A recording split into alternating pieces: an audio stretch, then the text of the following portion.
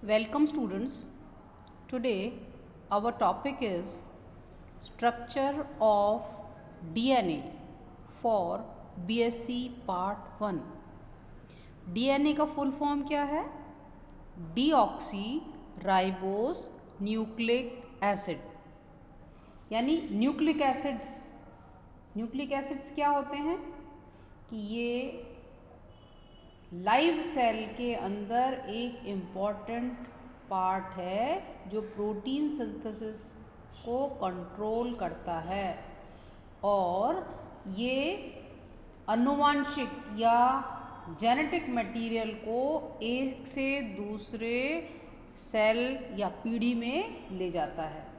तो एक बहुत बड़ा मॉलिक्यूल है न्यूक्लिक एसिड। इसकी खोज सबसे पहले फ्रेडरिक मिशर नामक साइंटिस्ट ने की थी 1869 में। फिर एल्टमैन ने इसको नाम दिया था न्यूक्लिक एसिड। ठीक है, अब देखते हैं इस चित्र में। देखिए, न्यूक्लिक एसिड का मतलब हुआ कि डीएनए और आरएनए। तो क्रोमोसोम हमने पूर्व में पढ़ा था कि क्रोमोसोम के अंदर क्या क्या पाए जाते हैं? न्यूक्लियोप्रोटीन यानी न्यूक्लिक एसिड और प्रोटीन। प्रोटीन हमने बताया था हिस्टोन एंड नॉन हिस्टोन दो प्रकार के हैं। अब न्यूक्लिक एसिड के बारे में डिटेल पढ़ते हैं कि न्यूक्लिक एसिड के अंदर दो प्रकार के न्यूक्लिक एसिड्स पाए जाते हैं, एक डीएनए एक आरएनए। आज हम करेंगे डीएनए के बारे में। डीएनए में तीन मुख्य चीजें हैं। पहला शुगर, दूसरा फॉस्फेट, तीसरा नाइट्रोजीनस बेस। ये आप पूर्व की छोटी कक्षाओं में भी पढ़ चुके होंगे इसके बारे में। शुगर कौन सी प्रकार की है? डीऑक्सीराइबोस। फॉस्फेट फॉस्फोरिक एसिड है। और नाइट्रोजीनस बेस ये दो प्रकार के हैं, एक प्यूरीन दूसरा पिरिमिडीन। प्यूरीन फिर दो प्रकार के हैं, एडेनिन और ग्वानिन। और पिरिमिडीन तीन प्रकार के हैं, थायमीन, साइटोसिन और यूरासिल। ठीक है, अब हम देखते हैं डीएनए के स्ट्रक्चर के बारे में। अगर डीएनए के स्ट्रक्चर को देखें तो सबसे पहले नाम आता है वॉटसन एंड क्रिक। छोटी कक्षाओं में पढ़ा होगा आपने, पूर्व की कक्षाओं में। वॉटसन एंड क्रिक ने इस मॉडल को दिया था और इसमें जो मॉलिक्यूल्स होते हैं वो left handed long parallel spiral सर्पिलाकार पॉलीन्यूक्लियोटाइड्स की चेन्स के रूप में डबल हेलिकल स्ट्रक्चर के रूप में होते हैं। और इनकी दोनों की जो चेन्स हैं वो प्रति समानांतर हैं, एंटी पैरेलल क्रम में व्यवस्थित होती हैं। तो आप चित्र को देखते जाइए, इसके कुछ इंपॉर्टेंट पॉइंट्स हैं जो हम रिवाइज कर रहे हैं क्योंकि आप पूर्व की कक्षाओं में इसके बारे में जान चुके हैं। एक हेलिक्स एक सीडी लैडर से इसकी तुलना कर सकते हैं अपन। ठीक है, तो डबल हेलिक्स के अंदर ट्रांसवर्स बॉन्ड्स हैं। तो आप इसके अंदर चित्र में देख रहे होंगे एडेनिन एटी थायमीन और एडेनिन ये डबल बॉन्ड से जुड़ती हैं और सीजी साइटोसिन और ग्वानिन ये ट्रिपल बॉन्ड से जुड़ती हुई दिखाई दे रही है। चित्र में देखते जाइए। और इस हेलिक्स की जो लंबाई है 34 आर्मस्ट्रॉन्ग है और इसमें 10 युगल पाए जाते हैं, 10 पेयर्स। तो इसका मतलब प्रत्येक की लंबाई 3.4 आर्मस्ट्रॉन्ग होती है। फिर इसकी जो चौड़ाई है, इन दोनों के बीच की दूरी वो 20 आर्मस्ट्रॉन्ग की होती है।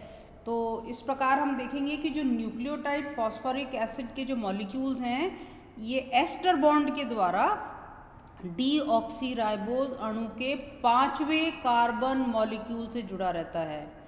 तो न्यूक्लियोटाइड्स, एक न्यूक्लियोटाइड के फॉस्फेट अणु और दूसरे के शुगर, इन दोनों के बीच में ये फॉस्फोडाइस्टर बॉन्ड होती है, उसको बोलते हैं शुगर फॉस्फेट शुगर चेन।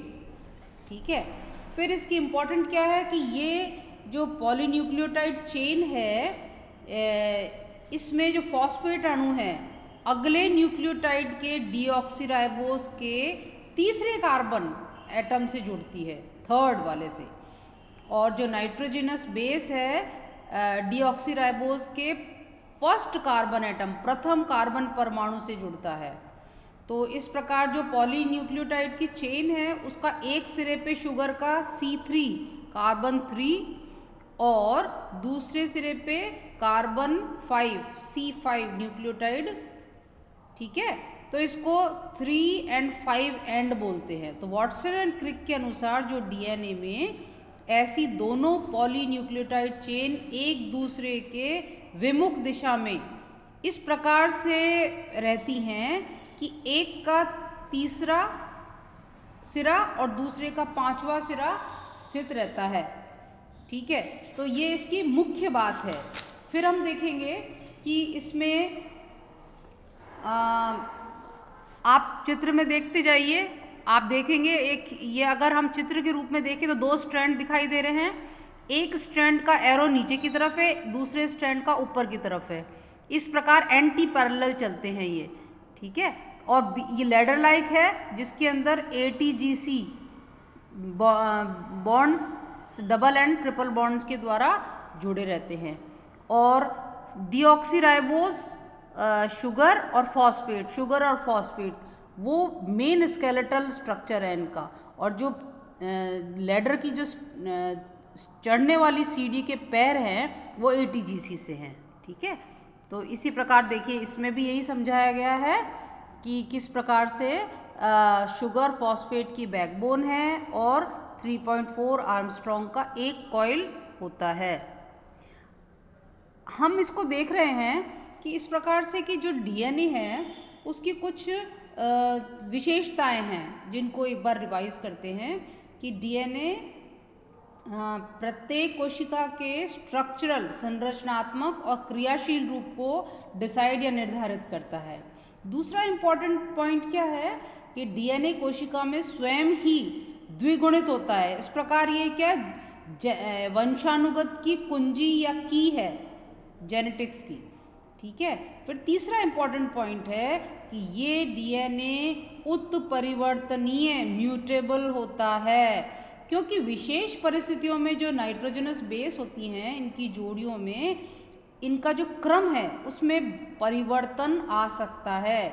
अगर ये परिवर्तन स्थायी रूप से आता है तो ये डीएनए की अगली पीढ़ी में भी पहुंच जाता है और इस प्रकार प्रणालियां बदल जाती हैं। तो ये परिवर्तन अगर अगली पीढ़ी में आता है तो वो म्यूटेशन के रूप में नए प्राणी या नया परिवर्तन लेकर आता है, ठीक है। इस प्रकार आज हम डीएनए का स्ट्रक्चर समाप्त करते हैं। थैंक्स।